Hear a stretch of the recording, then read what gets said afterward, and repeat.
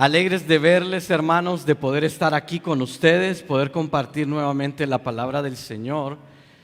Y realmente, hermanos, es un gozo poder venir cada domingo, poderles ver a ustedes y poder compartir acerca de las maravillas de la ley de nuestro Dios, acerca de la palabra de Dios. Es un gozo, es un privilegio que nosotros tenemos por pura gracia.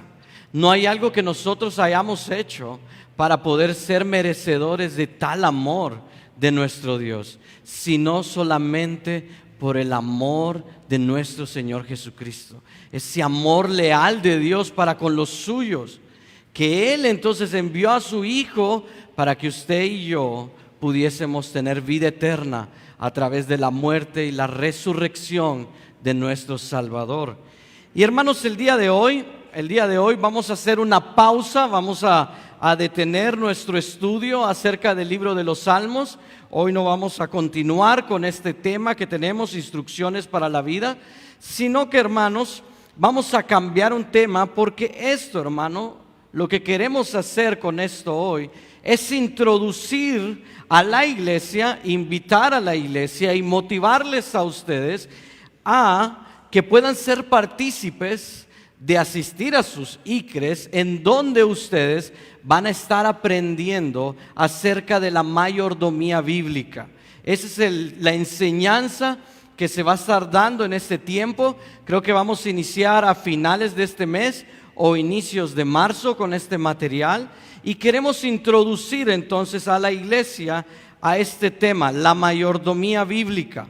Y el tema de hoy entonces es el evangelio y el pastorado.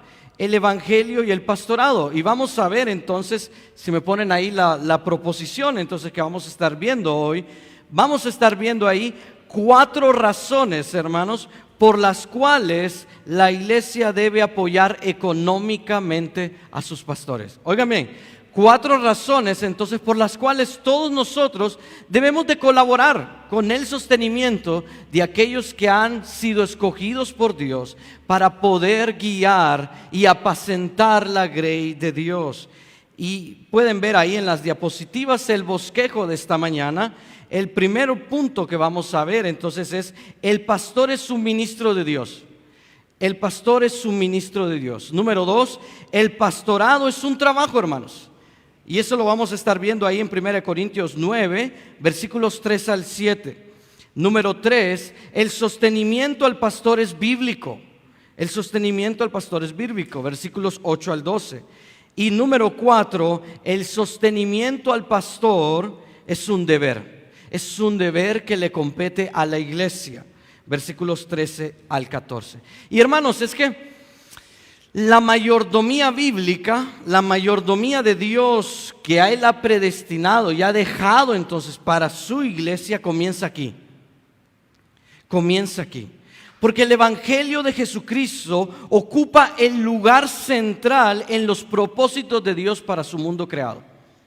El evangelio de Jesucristo es el centro, hermanos. Y el evangelio de Jesucristo está estrechamente vinculado entonces con aquellos que Dios ha llamado para poder compartir, predicar, proclamar, explicar la palabra de Dios. Y esa centralidad entonces de Cristo en el evangelio hace entonces de los pastores y los predicadores siervos con responsabilidades y privilegios que son particulares, hermanos.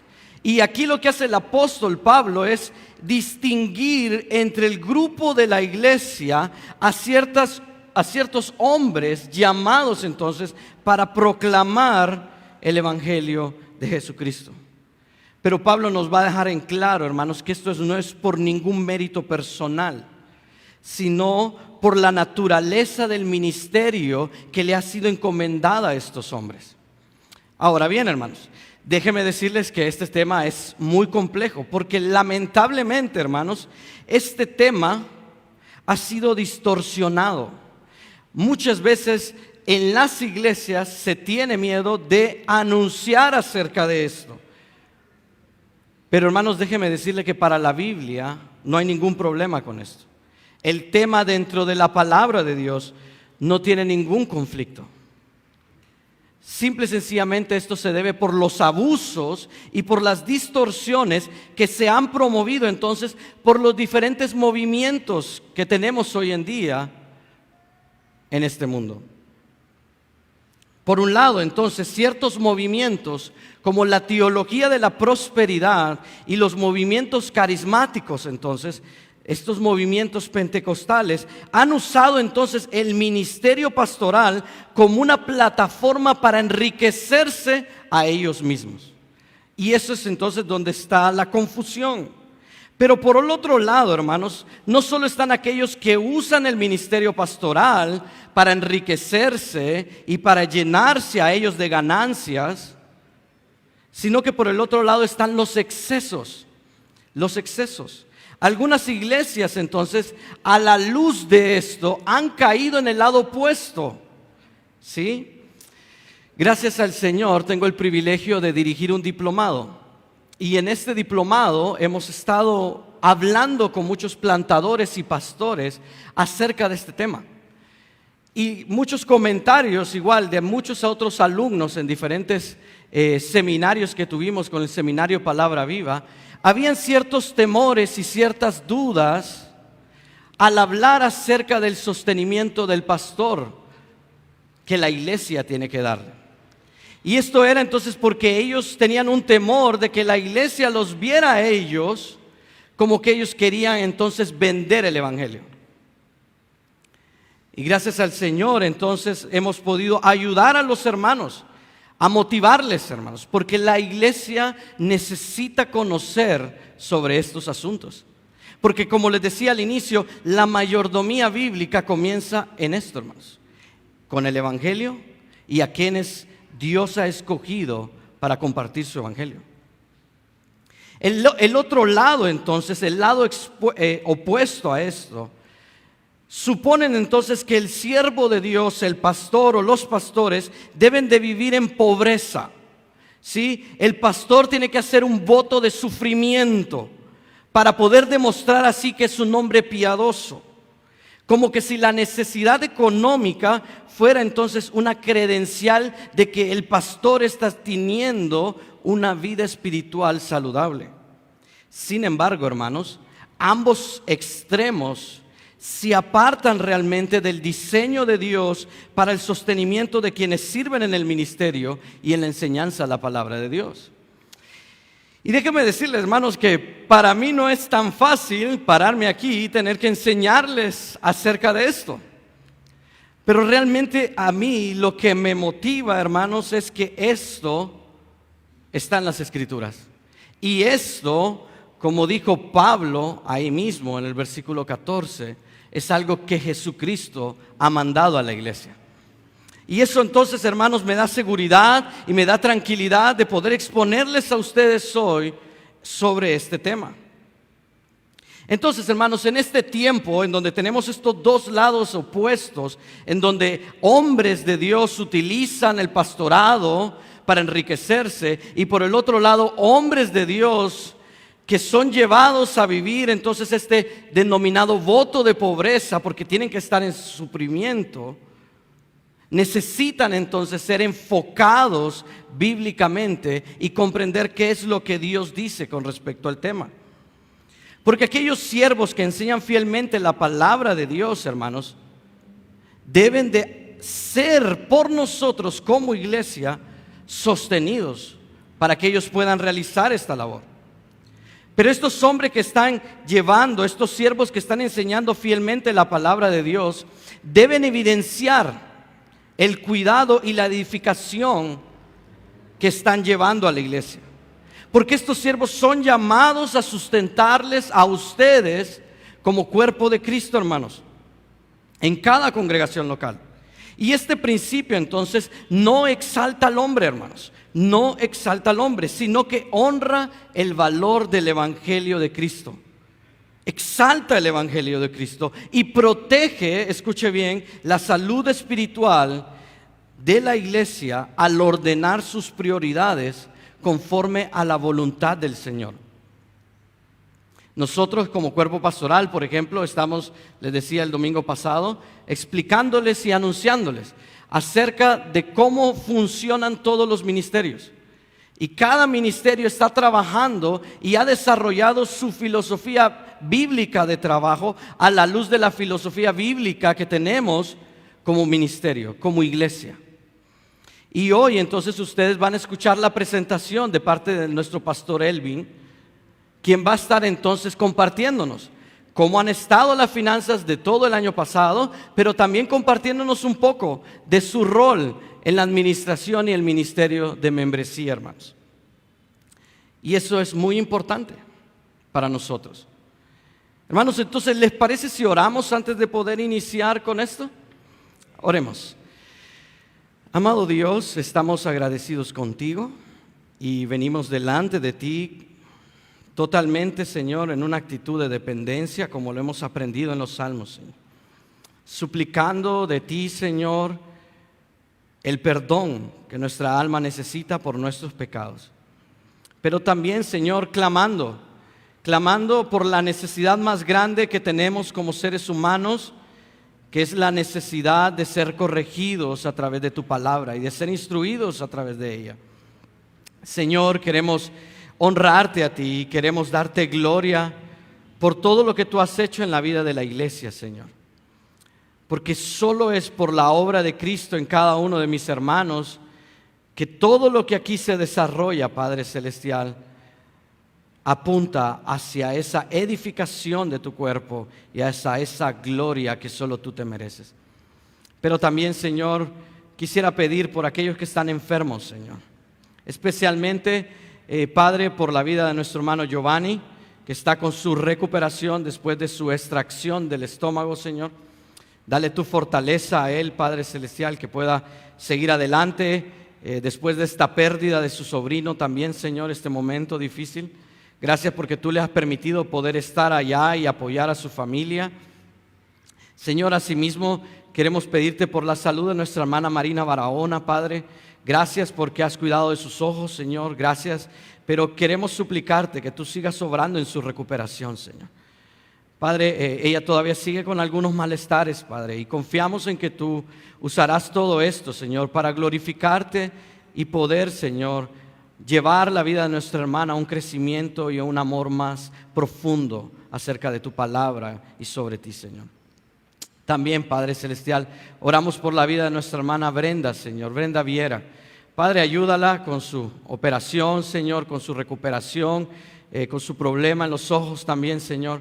Oramos por ella, Padre, para que tú obres en su salud, Padre, y que tú le des solución pronta, Padre Celestial, a ese problema de salud que ella tiene. Por nuestro hermano José Luis Ramírez, Señor. Oramos por su vida, Señor, él el que está perdiendo estabilidad de poder pensar, Señor, razonar bien y está teniendo problemas, Padre Celestial, después de este padecimiento físico que ha tenido, Padre. Oramos por su vida para que tú le sostengas, Señor, para que tú le guardes, Padre Celestial, para que no se salga a la calle, Señor, y provoque esto más accidentes para él y su cuerpo, Señor. Guárdalo, Señor, protégelo, Padre.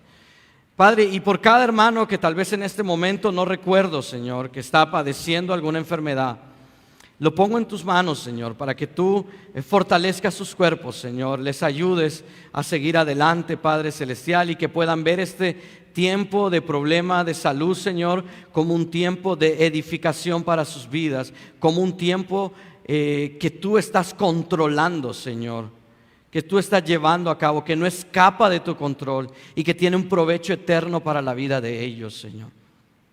Padre, gracias por este tiempo en el que vamos a meditar de tu palabra. Señor, gracias porque sabemos que es tu palabra y tu palabra es viva y eficaz, tu palabra es verdadera, Señor, y tu palabra es la que nos confronta, Padre. Y Señor, ayúdanos a nosotros los pastores a seguir proclamando con fidelidad tu palabra, Señor, y que todo el consejo de Dios pueda ser dispensado, Señor, a tu iglesia. Porque si algo necesita tu pueblo es tu palabra en cada libro, en cada letra, en cada verso, Señor, expuesta fielmente, Padre. Ayúdanos, Señor, a hacerlo, Padre. Ayúdanos a ser, Señor, esos hombres que tú has comisionado para apacentar tu grey, Señor. Gracias, Señor, por los hermanos. Bendíceles, sus familias, los que no pueden estar aquí el día de hoy y que nos están viendo, Señor. Bendíceles, Padre. También, Señor, quiero pedirte por la vida del pastor Neptalí, Señor, y los hermanos que andan en la misión, Señor, de la iglesia La Brea, Señor. Oro por ellos, Señor, para que tú guardes este tiempo, este culto hermoso, Señor. Y gracias te damos porque nos has permitido, Señor, seguir creciendo, Padre, con la obra misionera. Gracias, Señor. Pero también queremos darte gracias, Padre Celestial, por nuestro hermano Benedicto. Nuestro pastor Benedicto, Señor, que tuvo este accidente el día lunes, Padre. Gracias porque tú lo cubriste, lo protegiste, Señor. Y aunque se siente un poco mal de salud, Padre, él ya está mejor, Padre. Está libre de cualquier riesgo o problema, Padre. Gracias porque tú has obrado también en su salud, Padre Celestial. Guárdale a él y a su esposa, Señor, y ayúdales a seguir adelante, Señor, en medio de estos momentos difíciles. Gracias por todo lo que tú haces, Señor, y que la gloria y la honra sea tuya en todo momento. En el nombre de Cristo Jesús. Amén y amén. Y bien, hermanos, quería anunciarles también que lleven en oración a nuestro pastor Neptalí. Él está visitando esta nueva misión entonces de la iglesia aquí en Lepaterique, ¿verdad? Aquí Francisco Morazán. Y que oremos entonces por nuestro pastor Benedicto. Él tuvo un accidente, ¿verdad? Este lunes, gracias a Dios está fuera de riesgo. Solo fue el golpe, ¿verdad? Los mayugones. Yo le digo que él tiene bastante carne para recibir esos tipos de golpes, ¿verdad? Pero gracias al Señor, él está bien, hermanos. Así que oremos por nuestros pastores, que Dios siga dándoles esa fortaleza para poder seguir llevando a cabo el ministerio de Dios, hermanos. Y bien, hermanos, entonces para ir adentrándonos un poco a lo que vamos a estar viendo hoy, hermanos, en 1 Corintios capítulo 9, acerca del evangelio y el pastorado, Pablo en 1 Corintios capítulo 8 establece una verdad que es importante para poder entender lo que nosotros vamos a ver hoy. Pablo establece entonces que la libertad cristiana no puede ejercerse de manera egoísta, dice Pablo en los versículos 8 y 9. De este modo, entonces, Pablo en el capítulo 8, versículo 9, nos enseña entonces que poner el evangelio como prioridad máxima es esencial para la vida de la iglesia y está por sobre las libertades que nosotros tenemos como cristianos. Pablo está entonces en el capítulo 9 demostrándonos cómo él está aplicando a su vida el principio de la libertad cristiana. ¿Sí? El principio de la libertad cristiana. Entonces lo que hace Pablo en los versículos 1 al 14 del capítulo 9 es exponer entonces su derecho de recibir apoyo económico. Pero del versículo 15 en adelante, Pablo va a continuar evidenciando por qué ha renunciado él a este derecho económico que él debe de percibir de las personas que él mismo ha pastoreado. Por eso, hermanos, aunque hoy tal vez la prédica sea un poquito diferente a lo que estamos acostumbrados en los salmos, la intención, hermanos, es ver ciertas implicaciones que vemos nosotros en el texto para nuestra vida hoy. De cómo cumplir entonces esos derechos que son establecidos por Jesucristo para los pastores, o de ver entonces cómo el abstenerse de estos derechos son importantes y siempre y cuando ambos vayan y se hagan en virtud del avance del evangelio, hermanos. ¿Sí? Se hagan en virtud del avance del evangelio. Y lo que va a hacer entonces Pablo aquí, más que tal vez una explicación de ese derecho, va a confrontar el pecado de los corintios, enseñándoles él mismo cómo, a pesar de que él tiene el derecho de ser sustentado por ellos, la libertad que él tiene como cristiano termina cuando esta libertad afecta el avance del evangelio. Pero eso no significa que el derecho sea legítimo. ¿Sí? Entonces, hermanos, vamos a ver ahí en los versículos 1 y 2, así que les pido que vaya conmigo a su Biblia y busquemos 1 Corintios capítulo 9, versículos 1 y 2. 1 Corintios capítulo 9, versículos 1 y 2. Dice ahí, Pablo: no soy apóstol, no soy libre, no he visto a Jesús el Señor nuestro, no sois vosotros mi obra en el Señor. Si para otros no soy apóstol, para vosotros ciertamente lo soy. Porque el sello de mi apostolado sois vosotros en el Señor, dice Pablo. Y hermanos, para entender entonces por qué la iglesia tiene la responsabilidad de sostener a sus pastores, primero debemos de comprender la naturaleza de este llamado. Y aunque en esta sección, hermanos, Pablo lo que está haciendo es presentando su apostolado, y obviamente esto no aplica a nosotros porque ya no hay apóstoles, ya no hay profetas, esto no aplica a nosotros, pero sí hay un principio eterno que podemos extraer de este texto que puede servir para nosotros. Y ese principio, hermanos, es que el ministerio no comienza con una exigencia de apoyo económico, ¿sí? El ministerio del pastor no inicia exigiendo un derecho económico, sino que comienza estableciendo la identidad de quienes son los ministros escogidos por Dios. Y esto es importante, hermanos, porque en un mundo que mide el valor de la persona por su productividad, por su carisma, ¿no?, por su elocuencia al pararse en el púlpito y esa capacidad de poder dirigirse a las personas, el apóstol Pablo nos obliga a mirar más allá. Nos obliga a mirar a nuestro Señor Jesucristo, quien es el que determina el origen de ambas labores, tanto el apostolado como el ministerio pastoral. Están delimitados por nuestro Señor Jesucristo. Entonces, lo primero que vamos a ver ahí en el versículo 1, hermanos, tiene que ver justamente con este principio, la legitimidad entonces del ministerio pastoral. Y es interesante aquí, hermanos, porque Pablo en este montón de preguntas que van de un solo, prácticamente todas estas, hermanos, implican una respuesta positiva. Por ejemplo, Pablo dice, no soy apóstol. La respuesta a esto, ¿cuál es? Sí, él es apóstol. Él dice, no soy libre. Sí, él es libre. ¿No he visto a Jesús? Claro que sí. La respuesta a todas estas preguntas es un sí rotundo. Y noten ahí, hermanos, que tal vez en sus Biblias Pablo coloca la palabra o la pregunta no soy apóstol de primero, pero en realidad en el texto original, hermanos, hay un énfasis porque Pablo en el texto original entonces pone primero la pregunta no soy libre. Y esto es importante, hermanos, porque ambas preguntas, la primera, no soy libre, y no son ustedes mi obra en el Señor, son las que nos ayudan a entender a nosotros que hay verdades entonces que trascienden y que podemos entonces tener ciertas implicaciones para el ministerio pastoral en nuestra época. Y noten que Pablo entonces utiliza la palabra ahí, he visto, no he visto a Jesús, y esto es importante. Porque Pablo ahí comenta entonces que este resultado de haber visto al Señor le da a él una autoridad permanente sobre la iglesia para establecer el fundamento de la iglesia y le da esa autoridad apostólica que él tiene. ¿Sí? Es decir, hermanos, haber visto al Señor Jesús resucitado es lo que sostiene la autoridad de Pablo a lo largo del ministerio. ¿Sí? No obstante, hermanos, observen bien el orden que Pablo utiliza, como yo les decía.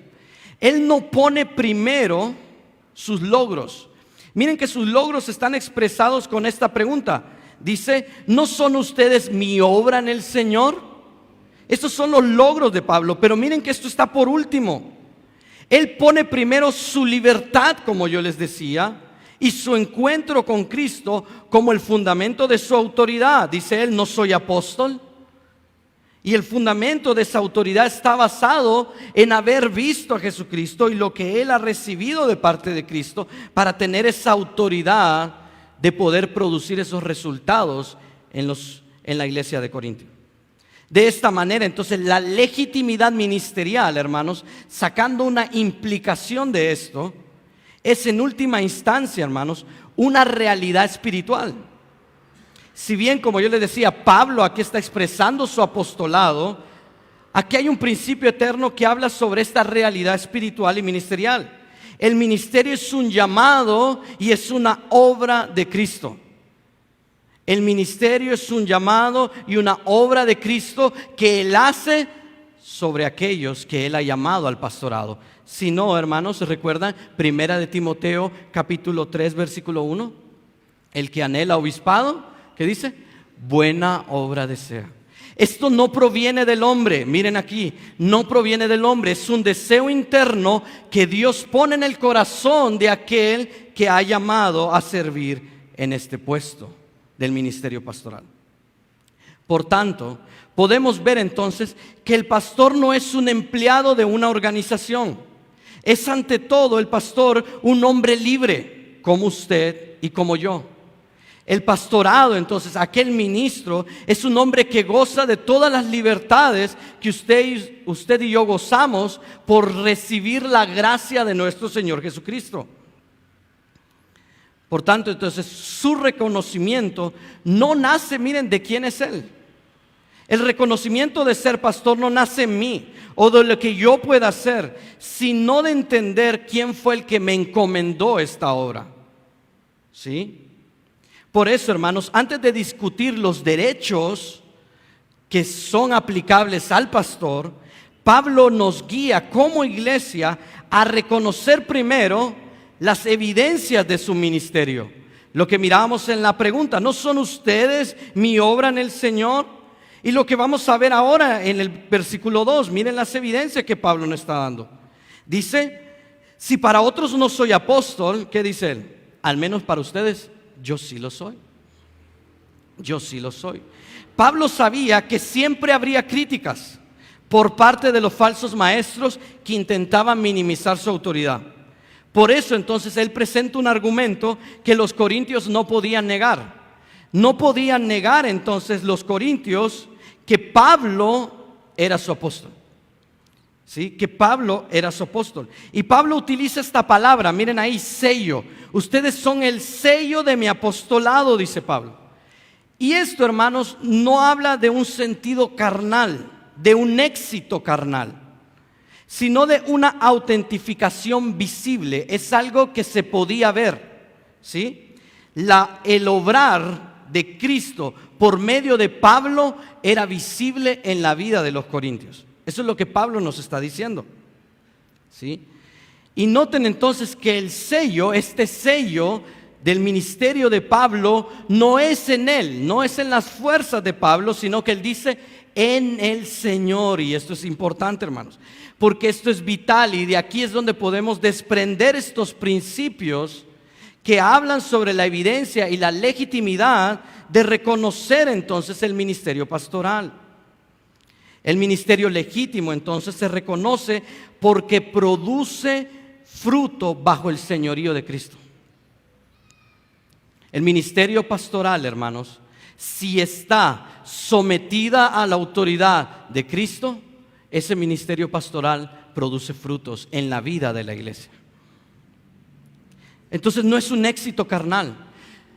No tratamos el ministerio pastoral por tener más miembros. Nuestro objetivo, entonces, como vemos aquí, no son el tener muchos miembros que se reúnan en la iglesia, sino de tener una comunidad de santos redimidos por Dios, que están siendo formados, que están siendo instruidos a través de la palabra de Dios, hermanos. Ese es el propósito del ministerio pastoral. El éxito que nosotros buscamos no se basa en la cantidad numérica. Se basa en tener mujeres y varones que están aprendiendo la palabra de Dios y que están conociendo a Dios, se están enamorando de Dios y están entonces proclamando el evangelio de Jesucristo. Ese es el objetivo del ministerio pastoral.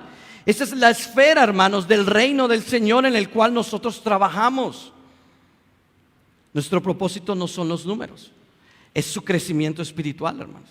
Y realmente yo estoy muy agradecido con Dios, hermanos, por lo que Dios ha hecho a través de nuestro cuerpo pastoral, hermanos. Hermanos, son pocas las iglesias, hermanos, que podrían decir que tienen un lugar, un seminario para poder instruirles y capacitarles a ustedes, hermanos, en la palabra del Señor. Y nosotros como iglesia estamos ofreciéndoles a ustedes la oportunidad de capacitarse, hombres y mujeres por igual. Lo que queremos, hermanos, es que usted conozca a Dios, porque si usted conoce a Dios, usted va a entender el sufrimiento, los problemas de la vida. Usted va a poder vivir una vida en integridad, en obediencia a Dios. Y hermanos, es una oportunidad que nosotros queremos ofrecerle a ustedes, porque estamos interesados en su crecimiento espiritual. Por ende, hermanos, no reconocer a quien Dios ha usado para edificar a su iglesia es más que un descrédito al pastor, al hombre. Cuando nosotros no reconocemos a quienes nos dirigen, es despreciar la obra del Señor que Él ha hecho a través de esos hombres. En pocas palabras, hermanos, si hay un fruto visible producido por la palabra de Dios en la iglesia, entonces los derechos y las responsabilidades que emanan de ese ministerio fiel de estos hombres también lo son. También lo son reales. Mire conmigo 1 de Timoteo, capítulo 5, 17. Por eso Pablo dice ahí: los ancianos que gobiernan bien sean tenidos por dignos de doble honor, mayormente los que trabajan en predicar y enseñar. Y si usted recuerda, el año pasado estuvimos hablando de Tito capítulo 3 y estuvimos reflexionando un poco en esta verdad. La palabra ahí mayormente, la mejor traducción es decir. Pablo está diciendo que aquellos que trabajan en la enseñanza de la palabra de Dios, en predicar la palabra de Dios y guiar a la iglesia, es decir, los que trabajan en predicar y enseñar, sean tomados por dignos de doble honor.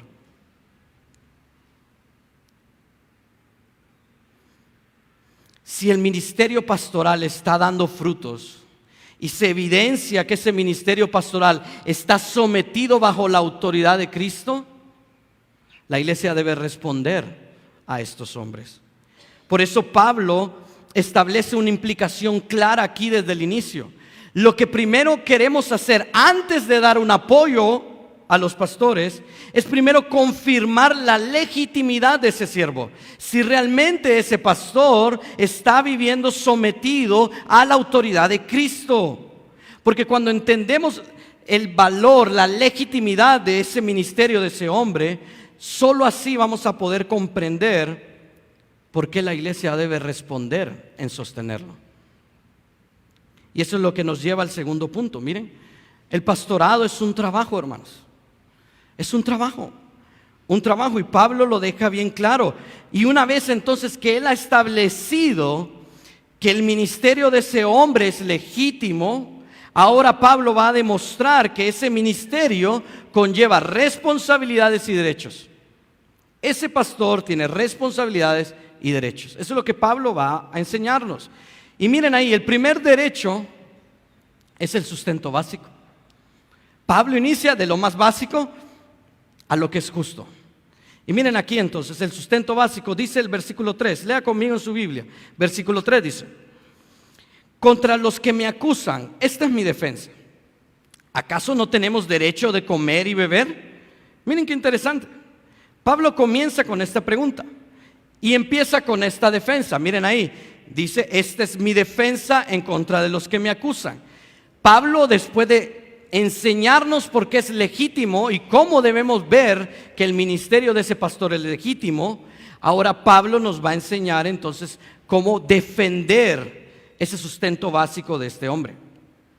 Y Pablo pasa a un tono más formal, ¿sí? Más judicial. Él no está defendiendo su orgullo, y esto es importante, hermanos. Pablo no está defendiendo aquí con orgullo, sino que él está enseñándonos el orden establecido por Cristo para la iglesia. Eso es lo que Pablo nos está enseñando. Pablo nos está enseñando el orden establecido de Dios para la iglesia, hermanos. La primera pregunta de su defensa es contundente. Miren ahí, ¿acaso no tenemos derecho? Y aquí la palabra clave, hermanos, es la palabra derecho. Pablo no está pidiendo un favor. No está pidiendo un favor. Él está reclamando una facultad legítima asociada a su oficio. Es decir, Pablo ya ha sido comprobado su ministerio como haber sido entonces aprobado, ahora él está diciendo, este es mi derecho.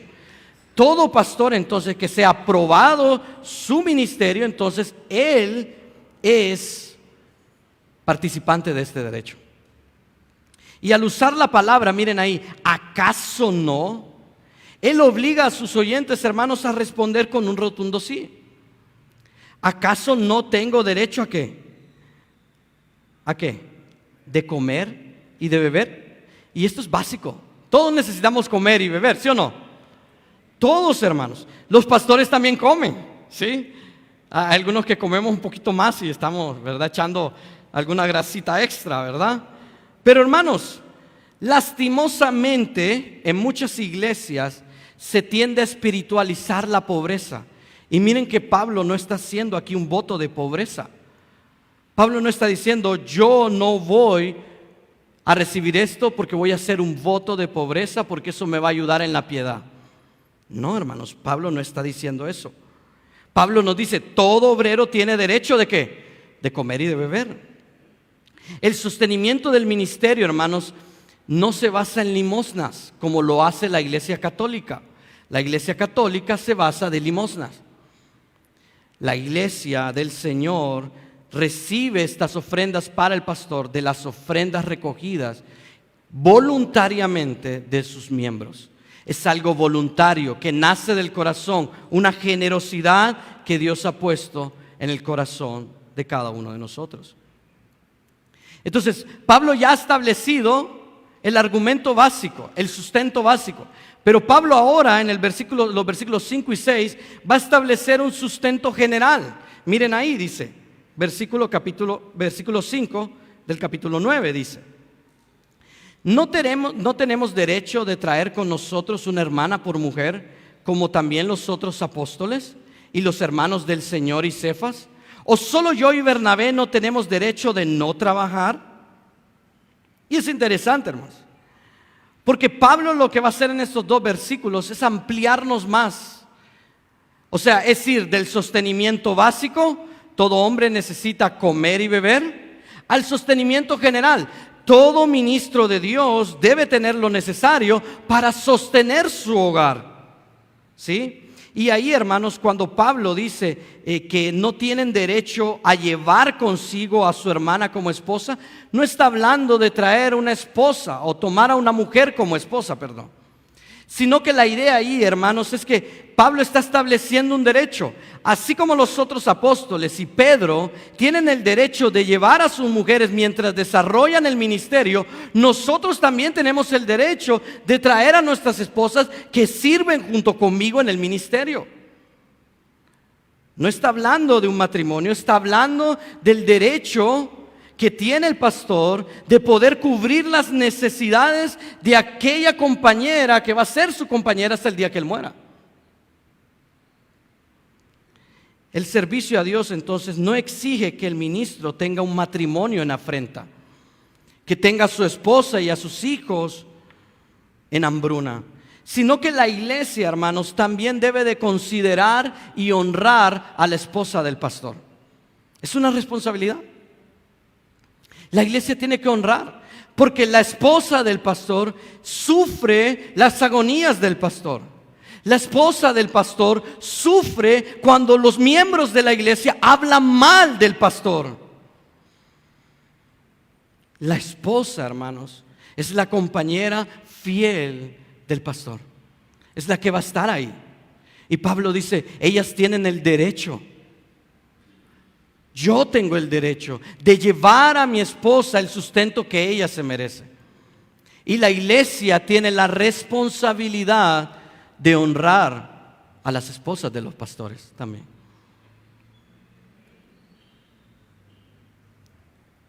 Y algo que agrega Pablo aquí es que el ministerio no es de un solo hombre. Él menciona a Bernabé. Y hermanos, créanme que si Bernabé no estuviera en esta porción de texto, yo dijera, esto no aplica hoy en día. Esto no es para nosotros y esto era solo para los apóstoles. Si Bernabé no estuviera aquí, hermanos, esto hubiese sido solo para los apóstoles. Pero Pablo es tan preciso al poner a Bernabé aquí, hermanos, Porque hay una relación intrínseca entre lo que vemos en el versículo 14, los que anuncian el evangelio, los derechos, Bernabé y Pablo como apóstol. Y es importante ver a Bernabé aquí, hermanos, porque Pablo va a subrayar que el ministerio no es de un solo hombre, no es de una sola persona. Una iglesia sana, saludable, reconoce que el ministerio es un trabajo en equipo. Por eso nosotros creemos en la pluralidad de ancianos, hermanos.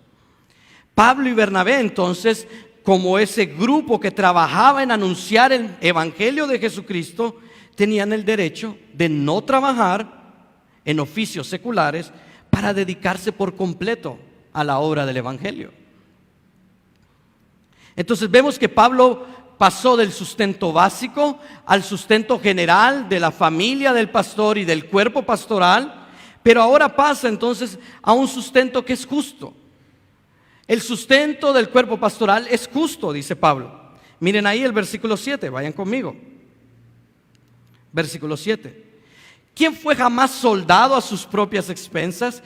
¿Quién planta viña y no come de su fruto? ¿O quién apacienta el rebaño y no toma de la leche del rebaño? Miren ahí, Pablo entonces, para cerrar este punto, apela al sentido común. Al sentido común. ¿Qué usa para decirnos esto? 3 analogías: el soldado, el viñador y el pastor de ovejas. 3 cosas. Hermanos, ningún soldado va a la guerra pagando sus propias municiones. ¿Quién es el responsable de proveer las municiones del soldado? El gobierno. Ninguno que trabaja la tierra no recibe del fruto de la tierra. Y ninguno que apacienta las ovejas no se alimenta o se provee de lo que la oveja le puede ofrecer. Y aquí Pablo usa estas palabras, hermanos: sirve como soldado, es un viñador, pastorea, para describir prácticas que son verdades en cualquier sociedad. Cualquier sociedad, hermanos, entiende que el que trabaja recibe una remuneración por lo que hace. Sentido común. Si el mundo entonces entiende, si las personas de afuera comprenden que el trabajo físico merece una recompensa, ¿cuánto más la iglesia debe de entender que el trabajo espiritual merece un apoyo igual o mayor? Hermanos, el pastorado es un trabajo real, hermanos. Requiere tiempo, requiere esfuerzo, requiere sacrificio, horas de desvelo, horas de estudio, horas de consejería, horas de misiones, etcétera, etcétera, etcétera, hermano. Es un oficio, pero establecido por nuestro Señor Jesucristo. Como iglesia, hermanos, de sana doctrina, entonces, no podemos tener la mentalidad de darle al Señor lo que nos sobra. Debemos de ver la verdadera mayordomía bíblica de esta manera. La mayordomía bíblica inicia entonces con el apoyo a aquellos que están trabajando en la obra del Señor. Eso es lo que Pablo nos quiere dar a entender. ¿Sí? Y miren ahí entonces el versículo 8. Pablo pasa de lo común ahora a lo que es bíblico. Dice, versículo 8: ¿digo esto solo como hombre? ¿No dice esto también la ley? Porque en la ley de Moisés está escrito: no pondrás bozal al buey que trilla. ¿Tiene Dios cuidado de los bueyes? ¿O lo dice enteramente por nosotros? Pues por nosotros escribió, porque con esperanza debe arar el que ara, y el que trilla con esperanza de recibir del fruto. Entonces, hermanos, pasamos de la lógica, lo que es común, a lo que en verdad sostiene este derecho de recibir un sustento. Y es que la palabra del Señor lo dice. Y recordemos, hermanos, que la Escritura es la norma suprema para la vida de la iglesia. Aquí no estamos ante una sugerencia humana, ese es el punto. No estamos ante algo que Pablo está diciendo como ser humano, sino que está estableciendo un mandato del Señor Jesucristo. Y vemos ese principio aquí en los versículos 8 al 10 que acabamos de leer. Y la pregunta aquí al inicio, hermanos, marca un giro. ¿Acaso habla estas cosas conforme a un criterio meramente humano? Dice Pablo. ¿Acaso estoy diciendo esto porque se me ocurrió a mí como ser humano? No, dice Pablo. Pablo nos obliga a decir, no, esto no es un invento tuyo. Él no está presentando un razonamiento humano. Ahí es según el estándar del hombre, está diciendo Pablo en esa pregunta. Y Pablo lo que hace aquí es someter su argumento a la confirmación revelada en las Escrituras. Miren ahí que Pablo cita Deuteronomio 25:4. No pondrás bozal al buey que trilla. Pero noten que antes de eso dice, está escrito. Y esto es importante, hermanos. Esto implica que esta verdad es algo permanente. Ahora la pregunta, ¿acaso Dios le preocupa a los bueyes? Sí, Dios cuida de la creación, pero Pablo nos enseña que este mandamiento fue escrito, dice, ¿por causa de quién? Por causa de nosotros, dice. El principio entonces detrás de la ley agrícola que estamos viendo ahí es un principio aplicado al ser humano. Quien realiza una labor legítima de trabajo, trabaja con la esperanza de participar ¿de qué? De ese fruto, hermanos, de participar de ese fruto. El diseño de Dios para el trabajo incluye una expectativa ordenada de participación activa. Impedir entonces que el obrero coma de lo que produce, hermanos, eso es injusticia. Eso es injusticia. Y contradice en este contexto el orden moral de Dios, hermanos. Porque aquí hay no solo un principio bíblico, sino que un principio bíblico de reciprocidad, hermanos. ¿Sí? Miren ahí en el versículo 11. Versículo 11, dice así. Si nosotros sembramos entre vosotros lo espiritual, ¿es gran cosa si segaremos de vosotros lo material? Y aquí hay un contraste intencional, hermanos, entre las cosas espirituales y las cosas materiales. Y es importante, hermanos, aquí enfatizar que Pablo no está vendiendo el evangelio. Pablo no está vendiendo el evangelio, como lo hacen muchos pastores hoy en día que utilizan el evangelio para enriquecerse, sino que Pablo está señalando una incongruencia moral en la iglesia. Si has recibido el tesoro eterno de la instrucción bíblica y del cuidado de tu alma, Pablo les dice, ¿cómo puede parecer demasiado proveer para las necesidades físicas de estos hombres? De esos hombres que están sirviéndote. Hermanos, y el principio aquí es que la fidelidad al evangelio requiere una mayordomía consciente que entienda que sostener entonces a aquel que realiza el ministerio es un acto de coherencia con lo que hemos recibido de parte de Dios. Y lo que hemos recibido de parte de Dios en Cristo es la gracia y el perdón de nuestros pecados. Hermanos, no ofrendamos, no damos ofrendas porque el Señor necesite. Ofrendamos por gratitud a la obra que Él ha hecho en nosotros en Cristo. Y en el versículo 12, Pablo va a determinar esa prioridad aquí. Porque para Pablo, como les decía en el versículo 8, ya nos introdujo la libertad cristiana. Pero la libertad cristiana termina cuando el avance del evangelio es estorbado. Mi libertad termina ahí. Si el evangelio de Jesucristo es estorbado por lo que yo hago, entonces yo debo dejar a un lado lo que estoy haciendo. Miren conmigo en el versículo 12. Si otros participan de este derecho sobre vosotros, ¿cuánto más nosotros? Pero no hemos usado de este derecho, sino que lo soportamos todo por no poner ningún obstáculo al evangelio de Cristo. Miren ahí. Y esto es importante, hermano, porque Pablo llega finalmente al corazón de esta aplicación personal. Él les recuerda, hermanos, que aunque otros usen este derecho, él y Bernabé han decidido no hacerlo. Pablo utiliza ahí la palabra soportamos, indica que Pablo está haciendo de esto una práctica constante en su vida. Pero ¿por qué hace Pablo esto? Pablo dice para no poner ningún estorbo, ¿ven la palabra ahí? En el evangelio de Cristo. Pablo no quiere tener que su prioridad, su derecho de recibir esa ofrenda, sea un estorbo que impida que el Evangelio de Cristo avance. Y esto es fundamental. El derecho al sustento es real, hermanos. Todo ministro debe recibir su sustento. Pero la prioridad absoluta es la claridad y el avance del mensaje de Cristo. Esa es la prioridad. Y Pablo nos da una gran lección para nosotros hoy.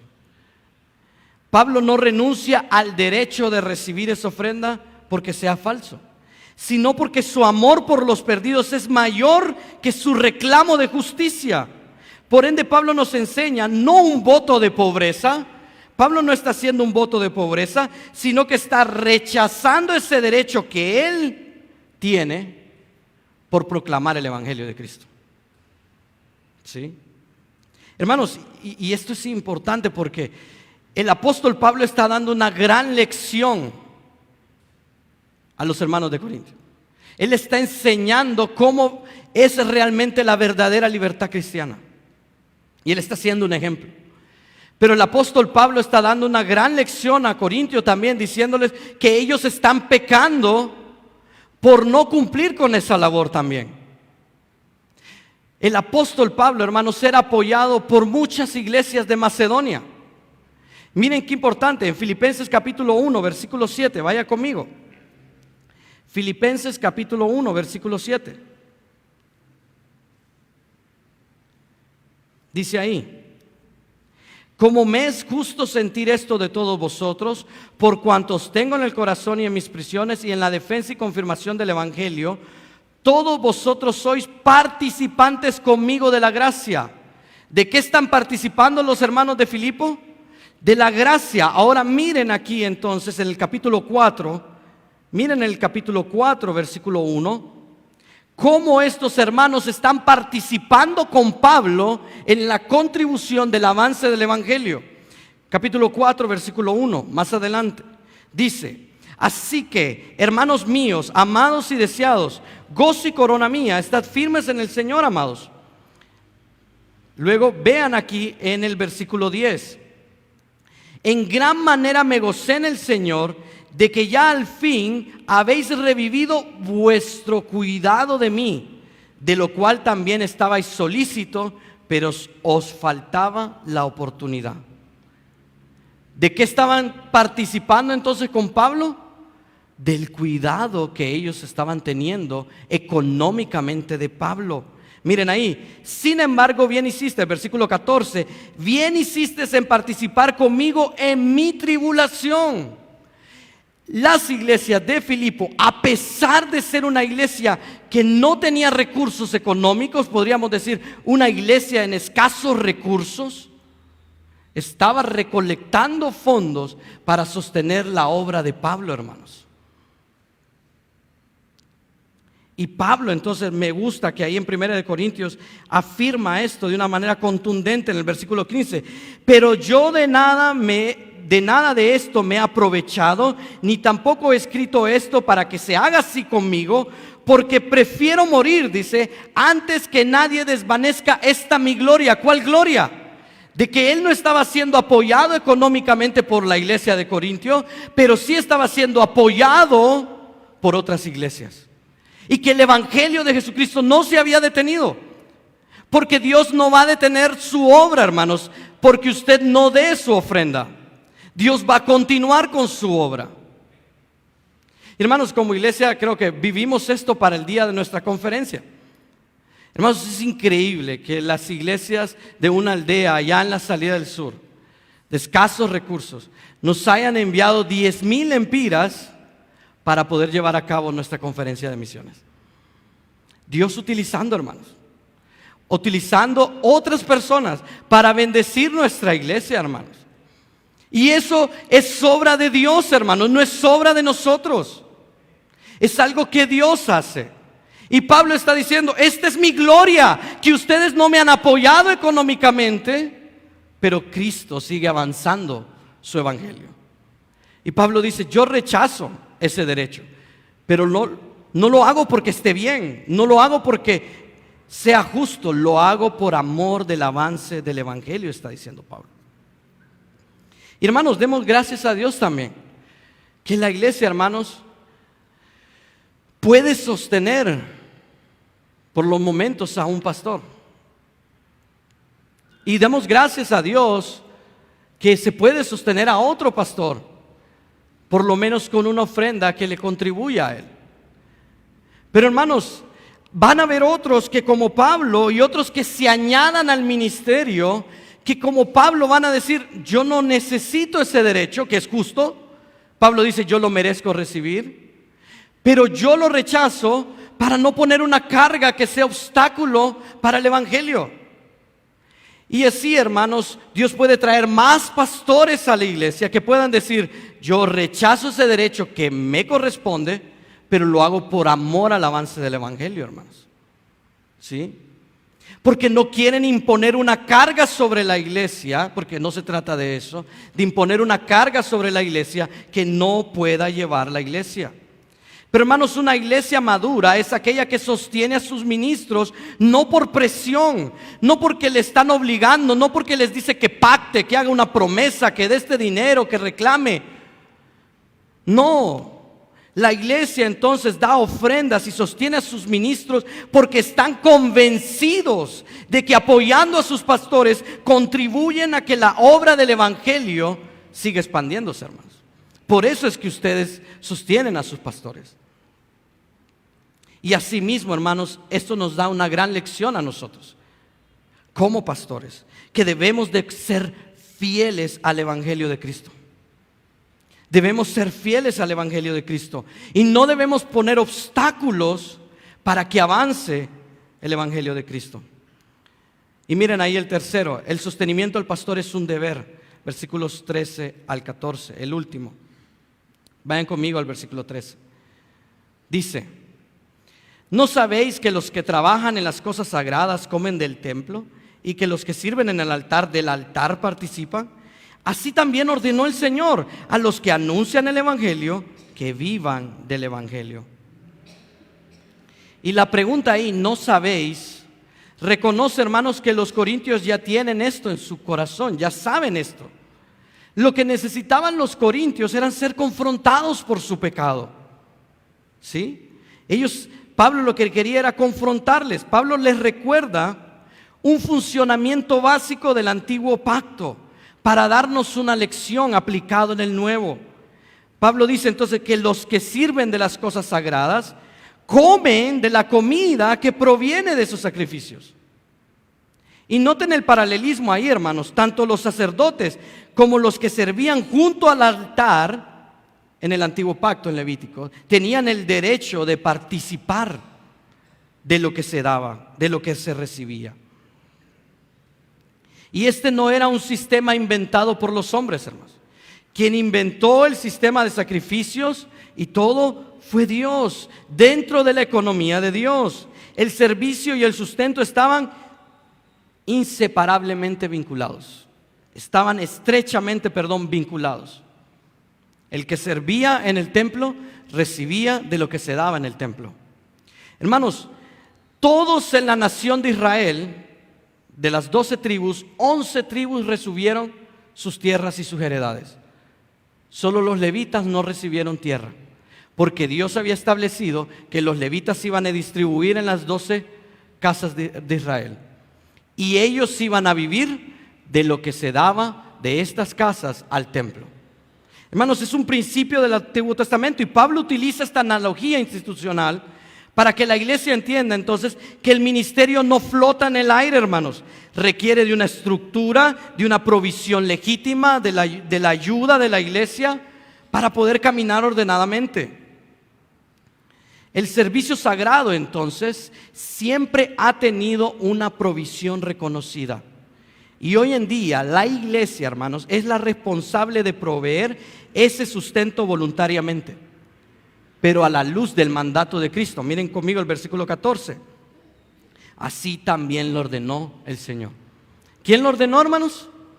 El Señor. Y toda la semana, hermanos, que pasaba meditando en los primeros versículos, me iba a este último. para encontrar esa fuerza de poder enseñárselos, hermanos, porque no es fácil hablar de ese tema para un pastor. Mas sin embargo, hermanos, lo hacemos porque el Señor lo ordenó. Porque ustedes necesitan escuchar todo el consejo de Dios, hermanos. Y es nuestra responsabilidad proclamarlo. Y volví a esto, el Señor ordena esto. Y aquí es donde Pablo pone fin a la discusión. Dice, así también el Señor lo ha ordenado. Ya no estamos hablando de bueyes, miren, de soldados, de sentido común. Estamos hablando de un decreto real del dueño de la iglesia. El dueño de la iglesia es Cristo y Él ordenó esto. Y eso es definitivo. Miren la palabra ordenó. Es categóricamente contundente. Él lo estipuló así. No es una sugerencia. No es algo que proviene de los pastores. Es una ordenanza de nuestro Señor Jesucristo. El Señor ha dispuesto que los que anuncian del Evangelio vivan del Evangelio. Pero miren la condición. La condición es que proclamar el Evangelio.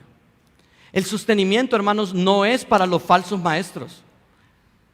El sostenimiento no es para aquellos que se han envanecido en su propio razonamiento y están utilizando la iglesia para enriquecerse. El sostenimiento tampoco es para aquellos que han decidido hacer un voto de pobreza, pero que no predican ni modelan la fidelidad al Evangelio de Cristo.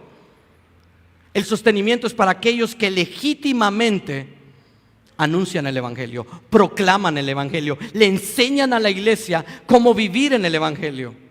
Porque por lo general, hermanos, como creyentes tenemos la idea de que una vez que vengo a Cristo, el Evangelio se acaba. No, eso es una parte. El Evangelio es una vida constante de devoción a Cristo, de un proceso de santificación que solo se logra cuando renuevo mi mente a la luz de la palabra de Dios. Romanos 12:1. El Evangelio continúa en su vida. Esto significa que el Evangelio mismo debe ser la fuente de provisión para quienes dedican su vida a enseñarlo. Por consiguiente, hermanos, si alguien se resiste a este principio de sostener a sus pastores, no tiene un problema con nosotros, tiene un problema con el Señor que lo ordenó.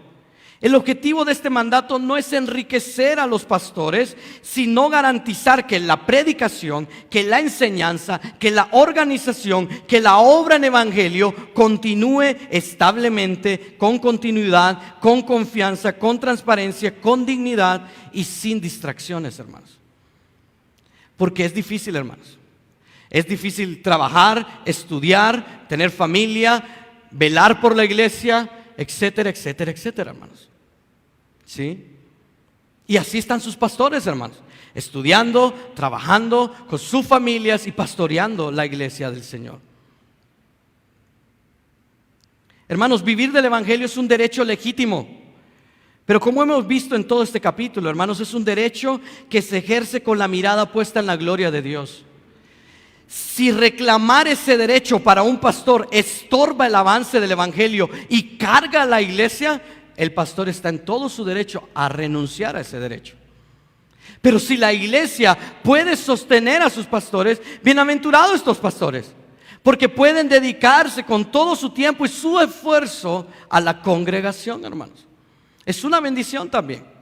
Y hermanos, aquí no se trata de cantidad, hermanos. Miren que Pablo en ningún momento ofrenden tanto, den tanto, no está pidiendo cantidades.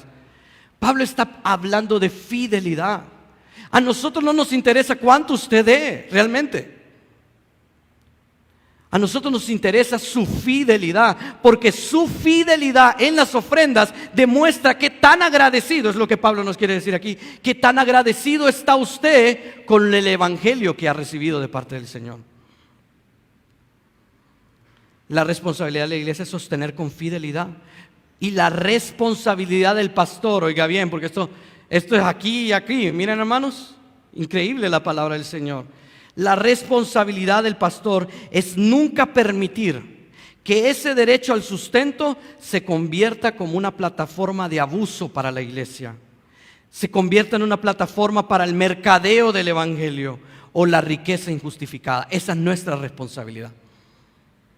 No estamos aquí por el dinero, estamos aquí por el amor al avance del evangelio. Al final del día, hermanos, nuestro apoyo económico a la obra no es un favor que le hacemos al pastor. Es un acto de obediencia, es un mandato del Señor Jesucristo. Es nuestra manera de decir que valoramos el mensaje de la salvación y que deseamos que nada estorbe, hermanos, su avance tanto en nuestra iglesia, en la comunidad que nos rodea y, como dice Hechos 1:8, hasta lo último de la tierra. Hermanos, cuando la iglesia entiende, ya para terminar, que la mayordomía bíblica a la luz del Evangelio, la iglesia aprende a honrar a Cristo con sus recursos. Por eso decía al inicio, la mayordomía bíblica inicia aquí, hermanos.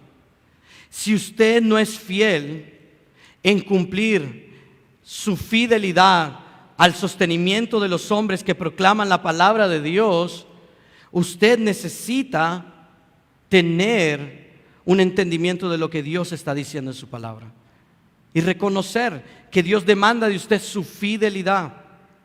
Ahora, hermanos, ustedes como iglesia, esto no significa que ustedes como iglesia van a tolerar el abuso, que ustedes como iglesia van a tolerar que se esté entonces tomando las ofrendas para que los pastores se enriquezcan,